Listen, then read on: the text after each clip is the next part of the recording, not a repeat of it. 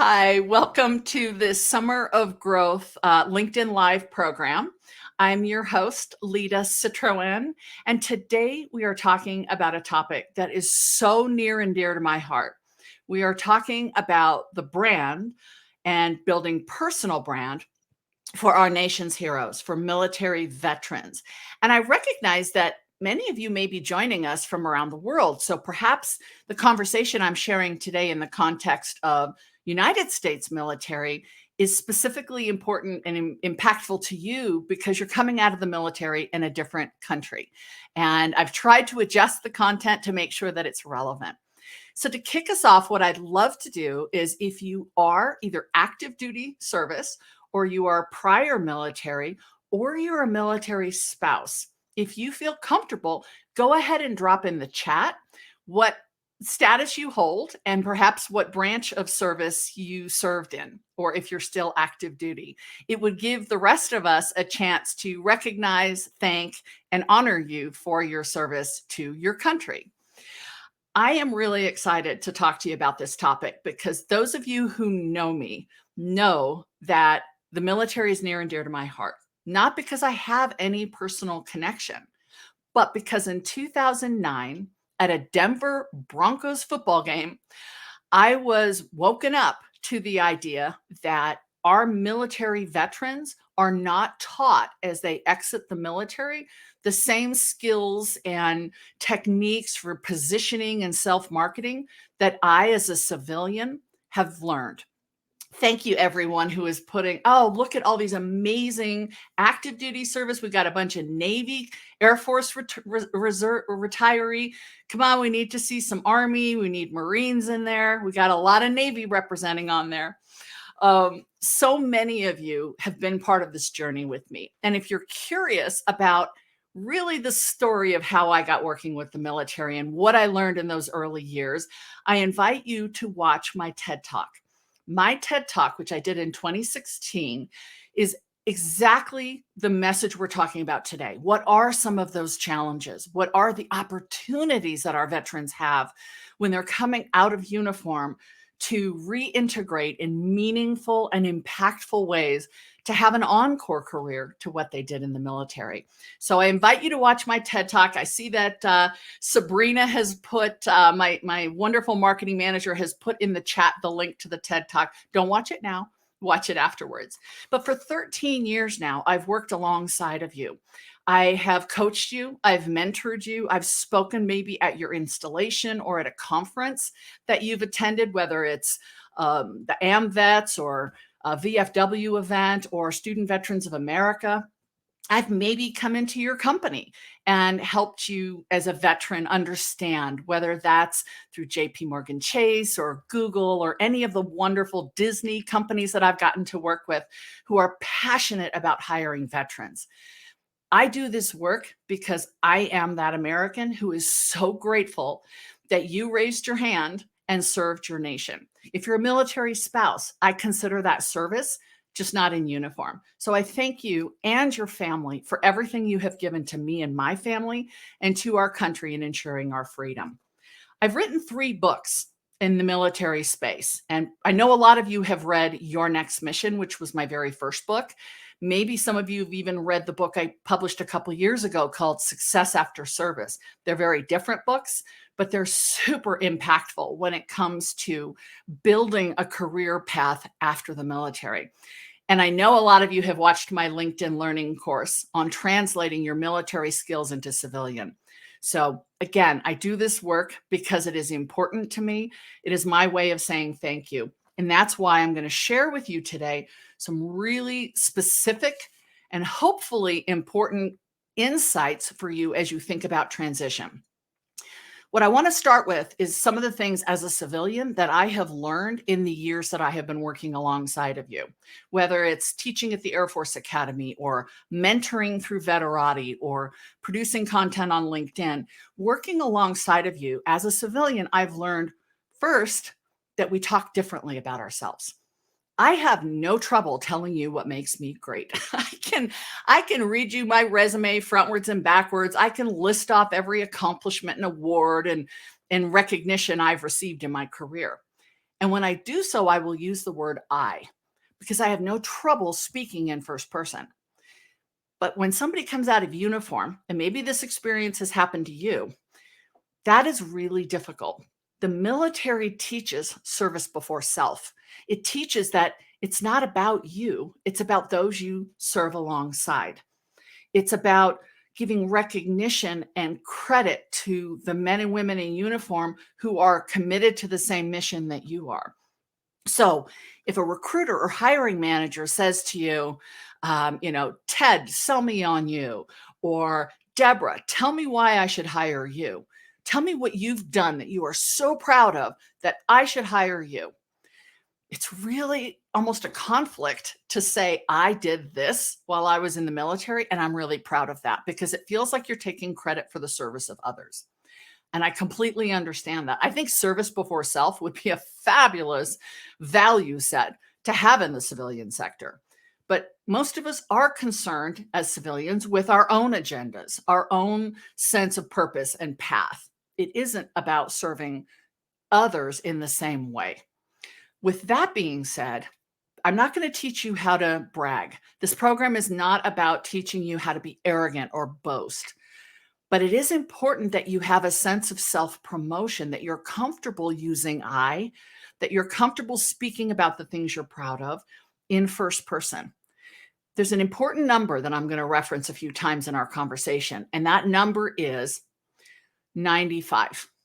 95% now. It used to be 98%, but now they're saying it's closer to 95% of the American population has not served in uniform. Roughly 5% are you, our brothers and sisters who fought for our country, right? 95% haven't. So 95% of the people you're going to come in contact with do not understand why you're not speaking in first person, do not understand how you could want to deflect recognition in honor of others. That's just a fundamental understanding we have to be clear about. Another point that I've learned is transition experience, transition assistance, whatever you want to call it, TAP. It's not adequately preparing you for this next chapter. And I don't even think anybody in the programs would consider it completely turnkey.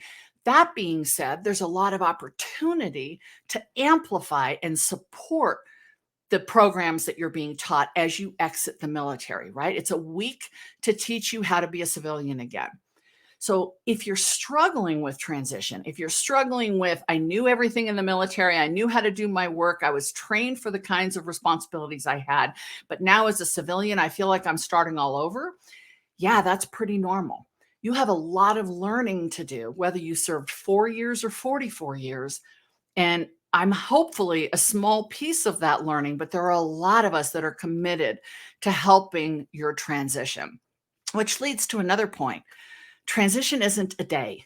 It isn't the day you have your retirement ceremony or the day you turn in your papers or the day you take the uniform off for the last time. Transition is a process. I have coached some veterans who have been out of the military for 10 years and they say, I feel like I'm still transitioning. That makes perfect sense. There's always going to be learning. It's always a process. And for some of you, that process is smoother than for others. But give yourself some grace. Recognize that transition doesn't happen the same for everybody sitting next to you. Your experience is yours, and that process may take a little longer depending on your circumstances, your goals, and what you're entering transition with. There's an interesting concept that I bring up when I teach my personal branding for military veterans program, and it's the concept of choice. As a civilian, I love choice. I want choice over everything because choice to me is control, it's power. But when you haven't come from a community or a culture like the military, which is ripe with choice, right? There's processes and systems and standardization for very good reasons, then choice can be paralyzing. Every month, I drive down to the United States Air Force Academy, which is about an hour from my house. Every month I drive down there, and I've been doing that for 8 years. And I teach airmen and other transitioning service members about personal branding. And every month that I go in and I teach my program, the group has just done an exercise right before I get there. And it's on a piece of paper. Maybe you did this where you transition, but on a piece of paper with the facilitator, they list out, what are you most excited about in transition? What are you most anxious about in exiting the military? And every month for 8 years, I take a picture of that sheet before I start, because every month for 8 years, the same concept is on that sheet. What are you most excited about? I get to do whatever I want for a living. I can choose what time I get up in the morning. I can choose what I wear. What are you most anxious about in leaving the military? I don't know what I'm supposed to do. What time do I get up and what do I need to wear? Right? Concept of choice is challenging. And if you're struggling with what are you going to do next, hopefully I answer some of that today. It is a very normal part of this process. And finally, there are a lot of people who want to help you. Maybe it's too much. I don't know. But there are a lot of people who want to help you. And mentors, guides, sponsors, advocates, whatever you want to call us, we are out there looking to help however it is most meaningful to you. I know mentors who will help you write your resume, help you do your LinkedIn profile, help you get introductions, help coach you through mock interviews or job placement. Whatever it is, you're not alone in this process. You have those you served alongside, but you also have civilians like me who are so grateful. And we are just trying to find a way to say thank you for your service in a more meaningful manner. So let's dive into the topic of today, which is personal branding. Maybe you don't even know what a brand is. You're not alone. I do this program in corporate settings for civilians and professionals, and they don't know what it is sometimes. So here's what a brand is. Your brand is how people perceive you. By definition, a brand is an experience. So when I was for 20 years in the corporate sector doing big branding for companies or products or initiatives, first question we would always ask ourselves is, what do we want the market or our audience to feel or believe is true about this company, product, or service? It starts with the understanding of an experience, right? What do I believe I will feel if I drive a high-end Mercedes? What do I believe I will feel if I walk into Walmart? What do I believe I will feel if I buy that laundry detergent over that one? Brands are about beliefs. They're about setting a perception. And the good news is you already have a brand. Your brand is what you've done, and your reputation is what you've earned. So if you think about it, without even realizing, you've built a brand. And there's a line that I'm well known for. Everyone has a personal brand by design or by default. What I'm here to talk to you about is, don't make it by default. Let's make it by design. Let's take control of the narrative, the way you want to position yourself so other people will perceive you the way you want. Now, perception is a tricky thing. And I've done a lot of studying and research and work into the field of perception, because there's a lot of moving parts. People bring into perception certain beliefs, cultural norms, biases, stereotypes, all sorts of emotional and psychological filters come in to what I feel and what I perceive when I meet you, when I see you. Maybe my only context, thinking about that 95% that has not served, maybe my only context of someone who's been in the military is what I've seen in movies or on television. And so when you're a female saying you were a combat medic, I'm looking at you going, I thought only men served in the military because the movies I've seen have only been men, right? That's a perception. And to that person, that perception feels real. Perception can be wrong, obviously. Perception can be ill-informed or incomplete, but it feels real to the other person. So what we do with branding is we take control. We look at all the levers and opportunities that we have, and we try to affect them positively. So here's what I'd like you to think about. It starts with values. Your brand starts with your values. And I see that a lot of you are visiting from other countries. This message is absolutely universal. This is branding, whether you've been in the military or not. Start with your values. And when I say values, I mean those core values that you define yourself by. What makes you you? What are you so committed to as a set of values that if those values weren't there, you wouldn't be you? And here's where it gets tricky for those of you coming out of uniform. Your values often align to military values. So if I asked an audience of 500 military service members, what are your values? You know what I'm going to hear? Honor, duty, service, commitment, loyalty, right? Military values. But I'm asking you, whether you've served in the military, whether you're a military spouse, whether you're just listening because you want to learn this topic, what are your values? What anchors you? When you have to make a tough choice, yes or no, go or stop, what are you drawing upon? And that list shouldn't be 100. That list shouldn't be 50 or even maybe 10. Try to boil your list of values down to a small number so that you can build brand off of it.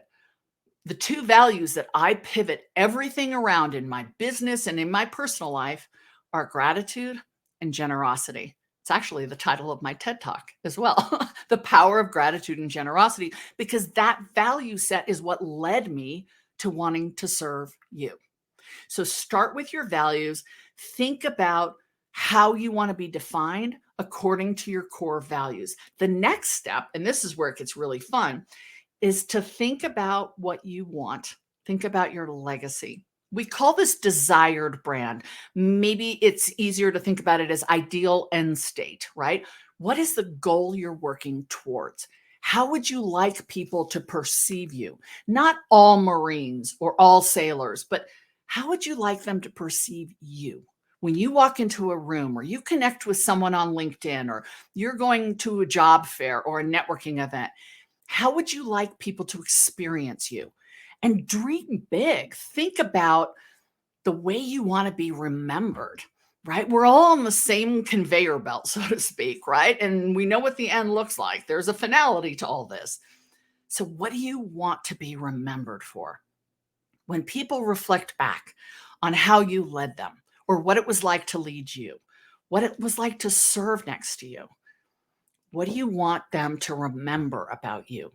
And remember, brands are experiences, brands are feelings. So we have to think more on the feeling side than on the tactical.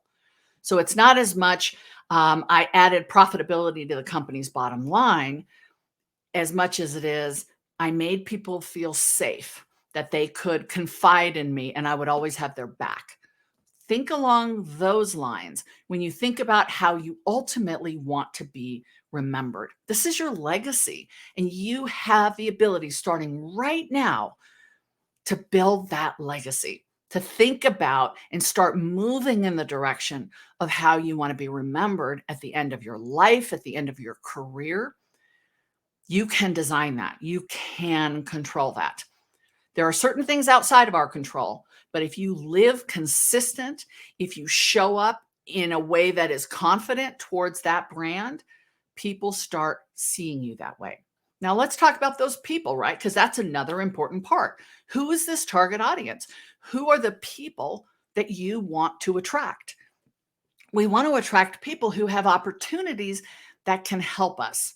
We obviously have to be able to help them too, but our target audience isn't everyone out there. It's not everyone who possibly has a project management job that you might be able to do. Get specific about the companies you want to work with, the people you want to work alongside, the kinds of industries or conversations you want to be part of, and then find those people. Find those people and then ask yourself two questions. What do those people need to know about you? And what do they need to feel about you? So let's pick that one apart for a second. I did this exercise when it came to my own business. And my prime business is that I coach and I speak and I consult with executives and entrepreneurs and global business leaders. That's what I do for a living. My veterans work is my passion. And I had to think about, what do my target audiences, these executives, entrepreneurs, and global professionals, what do they need to know about me? Well, first, they need to know that I am credible, that I have track record, that I have a process and a methodology that's proven, that I have a structure and a system that can deliver on what I'm proposing, right?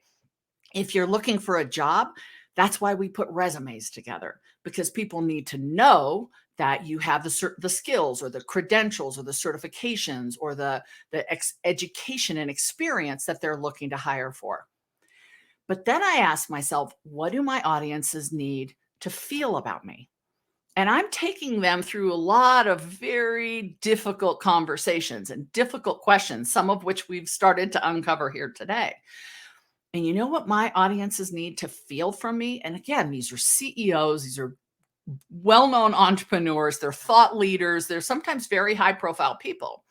Do you know what they need to feel from me in order to get into a relationship, a professional relationship with me?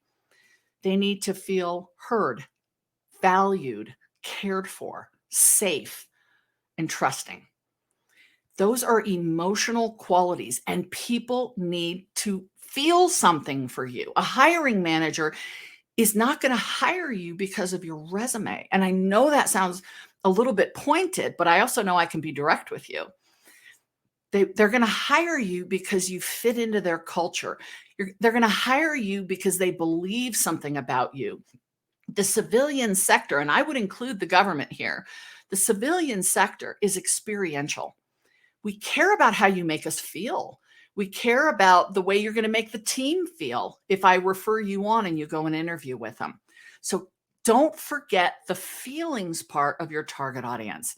It's very important when you're building your brand that you're speaking in a language using keywords and phrases that speak to your audience. We act on logic. I need a new car, but we buy on emotion. That one makes me feel successful. That one makes me feel like I've accomplished something. Feelings drive behavior. Your resume isn't the only resume that looks like that. So don't compete on resume, compete on the experience. So last thing I want to leave you with before I open it up for some questions is it's really important as you build your brand to dream big. To dream big, to think outside the box. Many of you know that I've been writing for military.com for about 10 years now. And one of the articles I just sent in is about the idea that just because you can do something doesn't mean you should. What are your dreams? What do you want to do with the second half of your life or the second chapter or this time that you're going to spend before the next thing comes along? Dream. Have you ever wanted to be a high school football coach, but you're trained as a project manager? Just because you know how to do something doesn't mean that's what you should do. Your brand will carry you forward into this next chapter if you allow yourself to dream. What's wonderful about personal branding is it is not about perfection. We can't be perfect. We're human beings. We're going to be flawed. We're going to make mistakes. But some best practices for you to remember if you're recently separated or retired, or maybe you've been out for a while, is think consistency. It's really important that I experience you consistently. So if I see you online and then we connect by phone and then I meet you in person, make sure that those experiences are consistent. Does your LinkedIn profile speak the way you speak? Or is it more formal and rigid because you had somebody else write it, but you're more playful and casual and you've got a great sense of humor? Those two don't match. Your brand experience should be consistent online and in person. Speak the language of your target audience. Make sure that you're speaking the way that they will find you most relevant and compelling. I love when somebody says, I got a sense of who you were before I even talked to you, because I know what my audience needs to hear, but I say it in a voice that's mine, right? I am a little bit quirky. I have a ton of passion. I use exclamation points in my writing because I use exclamation points in my speaking. So I'm looking for that consistency, and my audience is attracted to that. If they're looking for a personal branding consultant or a reputation repair strategist, and they want something academic and more textbook or more linear, boy, let's not even have a conversation. Figure out really early I'm not the person you're looking for. That's okay, because my target audience is right behind them. And use your brand, use your values, and use your goals as filters. Just because a job offer looks great on paper, if the company's values don't align with yours or their goals don't support where you see your life and your family going in the future, it's okay to say no. It's okay to thank them for that opportunity, but it's not lined up with what you're looking for. That's okay. Make good choices for yourself. If anybody has earned that right, it is those of you who've worn the uniform of your country or my country, this great nation. Make decisions that are good for you. Your next mission is to take care of yourself, to find work that is meaningful, to find a way to contribute and be part of a society and a community that fills your heart, maybe in the same way that the military did. Some of you know that my mother was raised in communist Hungary. And one of the things she taught me at a very early age is that freedom doesn't come for free. And from the bottom of my heart to all of you out there, thank you for my freedom and for the ability to live in this beautiful country and travel freely because of your service and sacrifice.